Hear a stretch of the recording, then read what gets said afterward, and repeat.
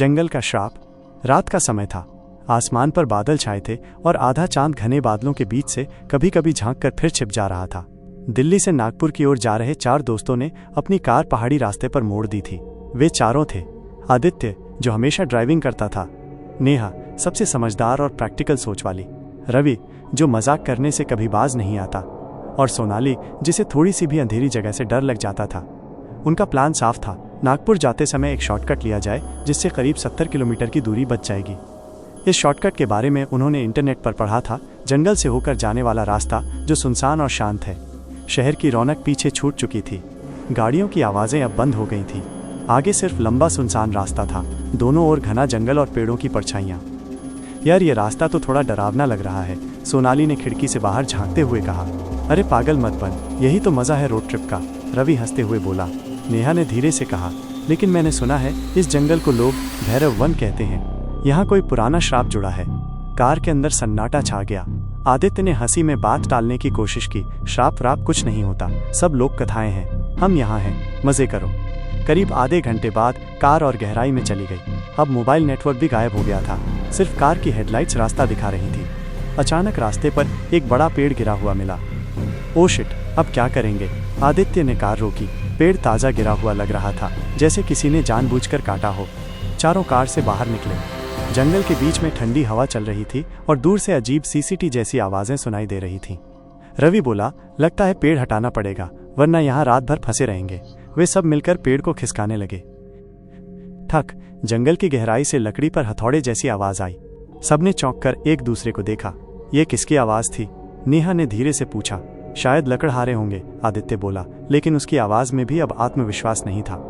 पेड़ को हटाते ही उन्होंने गाड़ी आगे बढ़ाई, लेकिन जैसे ही कार थोड़ी दूरी आगे गई, उन्हें सड़क किनारे एक औरत दिखाई दी। वो सफ़ेद साड़ी में खड़ी थी, हाथ में तेल का दिया था और उसकी परछाई सड़क पर लंबी खिंची हुई थी। सोनाली चीख पड़ी, रुको मत, जल्दी आगे बढ़ाओ। आदित्य ने ब्रेक दबाने के बजाय और तेज स्पीड में कार दौड़ा दी। पीछे मुड़कर देखा तो वो औरत गायब थी। ये क्या था? रवि का मजाक उड़ाने वाला स्वभाव भी अब गायब हो गया था। नेहा ने बस धीरे से कहा, मैंने कहा था ना, इस जगह के बारे में कहानियां सच हैं। करीब 5 किलोमीटर बाद कार अचानक बंद हो गई। कितनी भी कोशिश करो, स्टार्ट नहीं हो रही थी। वे सब कार से बाहर निकले और चारों ओर देखा। सड़क किनारे एक टूटा फूटा मंदिर था। उस पर काई जम चुकी थी और दीवारों पर लाल रंग से कुछ लिखा हुआ था, यहाँ मत रुकना। ये तो भैरव मंदिर है, नेहा ने कांपती आवाज में कहा। अचानक मंदिर के अंदर से काले कुत्तों का झुंड बाहर आया। उनकी आंखें लाल चमक रही थीं। चारों डर के मारे कार की ओर भागे। तभी चमत्कार हुआ, कार अपने आप स्टार्ट हो गई। आदित्य ने बिना सोचे समझे एक्सीलेटर दबाया और कार दौड़ पड़ी। लेकिन कार के मिरर में अब भी वे कुत्ते उनका पीछा कर रहे थे। जंगल अब और भी घना हो गया था। हेडलाइट्स की रोशनी भी मुश्किल से कुछ दिखा रही थी। अचानक सोनाली ने चिल्लाकर कहा, आदित्य, ब्रेक मारो। रास्ते के बीच में एक बच्चा खड़ा था। वो नंगे पैर था, उसके कपड़े फटे हुए थे और चेहरे पर खून के धब्बे थे। कार जैसे ही रुकी, बच्चा अचानक हंस पड़ा और अंधेरे में गायब हो गया। सोनाली अब रोने लगी। हम यहाँ क्यों आए? हमें लौटना चाहिए। आदित्य भी अब डरा हुआ था, लेकिन रास्ता सीधा ही है, हमें बस निकलना है। रात के करीब 1 बज रहे थे। कार एक पुलिया पार कर रही थी कि अचानक इंजन से धुआं निकलने लगा। आदित्य ने गाड़ी रोक दी। रवि ने मजाक करने की कोशिश की, लगता है गाड़ी ने भी हॉरर शो ज्वाइन कर लिया है। लेकिन तभी धुएं से जैसे कोई परछाई निकली और धीरे धीरे मानवीय आकार लेने लगी। वो एक आदमी की आकृति थी, चेहरा झुलसा हुआ और आंखें कोयले जैसी काली। उसने सिर्फ इतना कहा, तुम सब यहाँ मरोगे। चारों के रोंगटे खड़े हो गए। कार का बोनट धुआं छोड़ रहा था और सामने खड़ा वो जला झुलसा आदमी उन्हें घूर रहा था। उसकी आवाज़ अब भी उनके कानों में गूंज रही थी, तुम सब यहाँ मरोगे। नेहा ने कांपती आवाज़ में कहा, यह इंसान नहीं था, ये कोई आत्मा थी। सोनाली अब रोने लगी, मुझे यहाँ से ले चलो प्लीज़। आदित्य ने हिम्मत जुटाकर बोनट खोला। अजीब बात यह थी कि गाड़ी का इंजन बिल्कुल सही था, कोई खराबी ही नहीं थी। फिर धुआं क्यों निकला और फिर वो परछाई कहाँ गायब हो गई? चारों के माथे पर पसीना था। जंगल की हवा अब ठंडी नहीं बल्कि अजीब सी भारी लग रही थी, जैसे हर तरफ कोई अदृश्य ताकत मंडरा रही हो। उन्होंने फिर कार आगे बढ़ाई। अब सबके चेहरों पर खामोशी थी। किसी में भी हिम्मत नहीं थी कि मजाक करे या जोर से बोले। अचानक पीछे से ढोल नगाड़ों की आवाज़ सुनाई देने लगी। ये कैसा शोर है? रवि हकलाते हुए बोला। आदित्य ने पीछे देखा, सड़क पर कोई नहीं था, लेकिन ढोल की आवाज़ लगातार बढ़ती जा रही थी। और तभी हेडलाइट्स के सामने अचानक लाल कपड़ों में लोग दिखाई दिए। उनके चेहरे पर राख लगी हुई थी, गले में नीम की माला और हाथ में जलती मशालें। वे सब नाच रहे थे और अजीब सी भाषा में मंत्र पढ़ रहे थे। नेहा ने चौंकते हुए कहा, ये तांत्रिक हैं। आदित्य ने तुरंत ब्रेक लगाया, लेकिन जब कार रुकी और सबने बाहर झांक कर देखा तो वहां कोई नहीं था।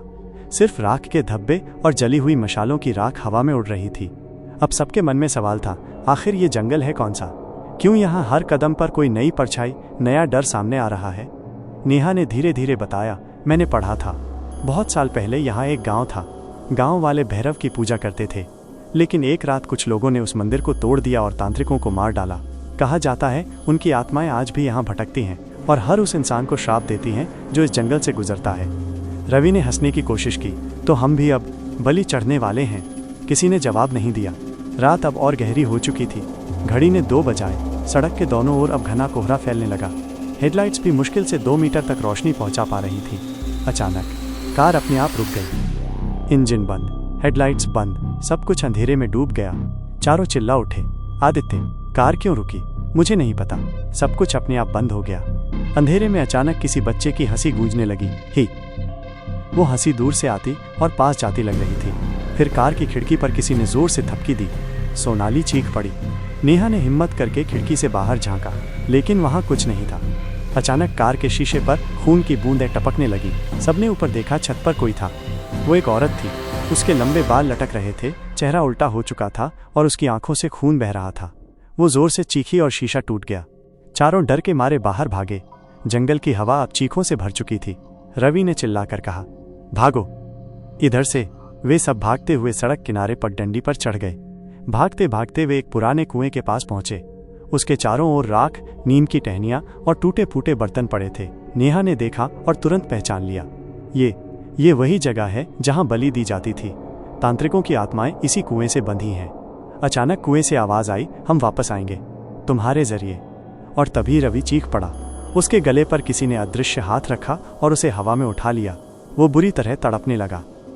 आदित्य और नेहा ने खींचकर उसे छुड़ाने की कोशिश की, लेकिन अदृश्य ताकत ने उसे जमीन पर पटक दिया। रवि का मुंह नीला पड़ चुका था, जैसे उसकी सांसें कोई निचोड़ रहा हो। कुछ सेकंड बाद सब शांत हो गया। रवि जमीन पर पड़ा था, बिल्कुल बेजान। उसकी आंखें खुली हुई थीं, होठों से खून बह रहा था।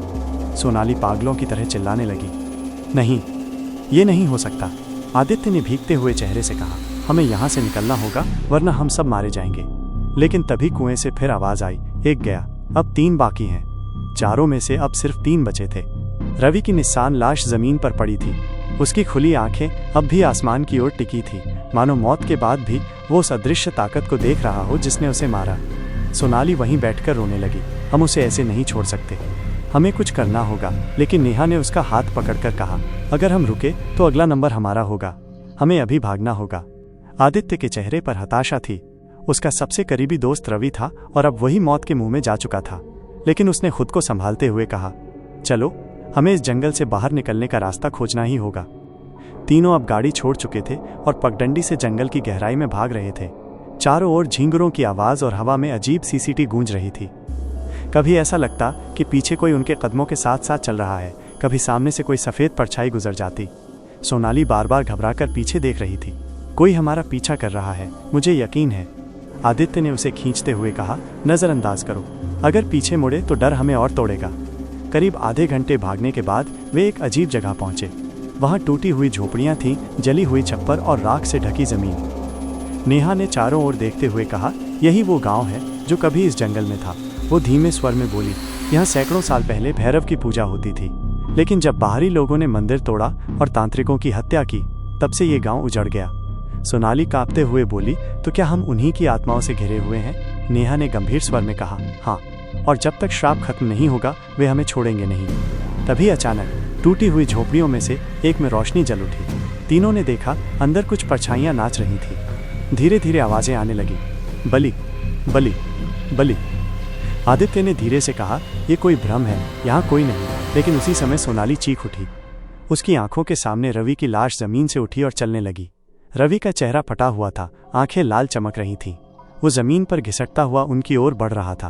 आदित्य, ये क्या हो रहा है? सोनाली चीखते हुए पीछे हट गई।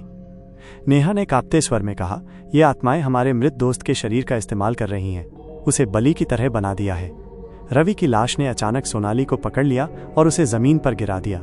सोनाली चीखती रही, बचाओ, बचाओ। आदित्य और नेहा ने खींचकर उसे छुड़ाने की कोशिश की, लेकिन तभी रवि की लाश का सिर एकदम घूम गया और उसके मुंह से काले धुएं की लपटें निकली। वो धुआं सोनाली के मुंह और नाक में घुस गया। सोनाली की आंखें उलट गईं और अगले ही पल वो बिल्कुल शांत हो गई। नेहा ने हिलाकर देखा, सोनाली मर चुकी थी। अब सिर्फ 2 लोग बचे थे, आदित्य और नेहा। जंगल में हवा और भारी हो गई थी। कुएं से आते वो आवाज़ फिर गूंजी, 2 गए, अब 2 बाकी। आदित्य अब टूट चुका था। उसने गुस्से में चिल्लाकर कहा, हम इंसान हैं, हम तुमसे नहीं डरते, सामने आओ, छुपकर क्यों मारते हो। जंगल अचानक खामोश हो गया और फिर टूटी हुई झोंपड़ियों के बीच से एक लंबी छाया निकली। वो कोई साधारण आत्मा नहीं थी। उसकी ऊंचाई इंसानों से दोगुनी थी, शरीर राख से ढका और आंखें अंगारों की तरह जल रही थीं। उसने कहा, हम वही हैं जिन्हें धोखा देकर मारा गया। अब इस जंगल से गुजरने वाला हर इंसान हमारी बलि बनेगा। नेहा ने हिम्मत जुटाकर कहा, लेकिन हमने तुम्हारा क्या बिगाड़ा है, हम तो बस यहाँ से गुजर रहे थे। परछाई गर्जी, जब तक इस भूमि पर हमारे खून का बदला नहीं लिया जाएगा, तब तक हर यात्री हमारा शिकार बनेगा। आदित्य ने गुस्से में कहा, तो हमें क्या करना होगा, बताओ। परछाई ने जवाब दिया, भैरव मंदिर के खंडहर में हमारी अस्थियां दबाई गई हैं। जब तक उन्हें अग्नि नहीं मिलेगी, श्राप नहीं टूटेगा। लेकिन याद रखो, उन्हें छूने की कोशिश करने वाला अक्सर जिंदा नहीं लौटता। आदित्य और नेहा ने एक दूसरे की ओर देखा। उनके पास अब सिर्फ 2 विकल्प थे, एक भागते रहना और मौत का इंतजार करना, 2 या फिर मंदिर तक पहुंचकर अस्थियां जलाना और श्राप तोड़ने की कोशिश करना। नेहा ने दृढ़ स्वर में कहा, अगर हमें बचना है तो मंदिर तक जाना ही होगा। आदित्य ने उसकी आंखों में देखा और सिर हिलाया। अब दोनों ने अपनी पूरी हिम्मत जुटाई और मंदिर की ओर बढ़ने लगे। जंगल की हर टहनी, हर छाया अब उन्हें घूर रही थी, लेकिन उन्हें पता था, अगर वे मंदिर पहुंचे तो या तो मुक्ति मिलेगी या उनकी भी लाश इस जंगल का हिस्सा बन जाएगी। रात और गहरी हो चुकी थी। अब सिर्फ 2 लोग बचे थे, आदित्य और नेहा। सड़क से बहुत दूर, जंगल के बीचों बीच वे उस खंडहर भैरव मंदिर की ओर बढ़ रहे थे। हर कदम पर सूखी पत्तियों की चरमराहट, हवा की गूंज और अंधेरे से निकलती फुसफुसाहटें उनके दिल की धड़कनें तेज कर रही थीं। नेहा धीरे से बोली, आदित्य, अगर हम असफल हुए तो? आदित्य ने जवाब दिया, तो कम से कम हम लड़ते हुए मरेंगे। पगडंडी उन्हें एक ऊंचे टीले पर ले गई। ऊपर से टूटा फूटा मंदिर दिख रहा था। चारों ओर नीम के पेड़ और उनकी डालियों से उल्टे लटके काले पुतले। हर पुतले पर लाल धागे और राख लगी थी, जैसे किसी ने श्राप को बांधने की कोशिश की हो। जैसे ही दोनों आगे बढ़े, हवा अचानक ठंडी पड़ गई। पेड़ों से कौवे उड़ते हुए चीखने लगे। वापस जाओ, आवाज गूंजी, मानो पूरा जंगल बोल रहा हो। लेकिन वे नहीं रुके। आखिरकार वे भैरव मंदिर पहुंचे। दीवारें टूटी हुई, छत आधी गिर चुकी थी। अंदर एक काला शिवलिंग पड़ा था, जिस पर लाल धब्बे थे। नेहा ने कांपती आवाज में कहा, यही वो जगह है, यहाँ उनकी अस्थियां दबाई गई हैं। हमें इन्हें अग्नि देनी होगी। दोनों ने मिट्टी खोदनी शुरू की। कुछ ही देर में हड्डियों का ढेर सामने आया, काली पड़ी अस्थियां, जिनसे अब भी अजीब सी बदबू आ रही थी। जैसे ही उन्होंने अस्थियां निकाली, मंदिर के चारों ओर अचानक आग की लपटें उठीं। काले धुएं से आकृतियां बनने लगीं, वही तांत्रिक, वही श्रापित आत्माएं। वे चिल्ला रहे थे, कोई हमारी नींद भंग नहीं कर सकता, बलि दो, बलि दो। अचानक उनमें से एक ने नेहा को पकड़ लिया। वो जमीन से ऊपर उठ गई और हवा में तड़पने लगी। आदित्य, मुझे बचाओ, वह चीख रही थी। आदित्य ने कांपते हाथों से जेब से माचिस निकाली। उसने पास पड़े सूखे लकड़ियां और घास इकट्ठी की और आग जलाई। फिर उसने हड्डियों के ढेर को उसमें डाल दिया। हड्डियां जैसे ही जलने लगी, आत्माएं और हिंसक हो गईं। कभी कोई अदृश्य हाथ गला दबाने लगता, कभी कोई परछाई पीठ पर चोट करती। आदित्य खुद भी घायल हो चुका था, लेकिन उसने आग और तेज कर दी। जलो और हमेशा के लिए खत्म हो जाओ। नेहा अचानक जमीन पर गिर गई। उसका चेहरा पीला पड़ चुका था, लेकिन जैसे ही हड्डियों से उठता धुआं आसमान की ओर जाने लगा, आत्माएं दर्द से चिल्लाने लगी, हमें मुक्ति मत दो, हमें खून चाहिए। लेकिन आग ने सब कुछ निगल लिया। कुछ ही देर में मंदिर शांत हो गया। ना कोई परछाई, ना कोई चीख, बस राख और धुआं रह गया। नेहा धीरे धीरे उठी। वो थक चुकी थी, लेकिन जिंदा थी। उसने आदित्य की ओर देखा। आदित्य बुरी तरह घायल था, उसके सीने पर गहरी चोट थी। नेहा ने रोते हुए कहा, तुम्हें कुछ नहीं होगा, हम यहाँ से निकल जाएंगे। लेकिन आदित्य मुस्कुराया और बोला, कम से कम हमने श्राप तोड़ दिया, अब कोई और इस जंगल में नहीं मरेगा। उसकी आंखें धीरे धीरे बंद हो गईं। नेहा चीखती रही, उसे झकझोरती रही, लेकिन आदित्य की सांसें हमेशा के लिए रुक चुकी थीं। अब सिर्फ नेहा बची थी।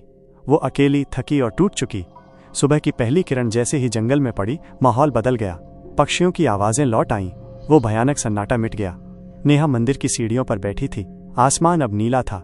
वो जानती थी कि उसके 3 दोस्तों की जान चली गई, लेकिन उनके बलिदान से भैरव वन का श्राप टूट चुका था।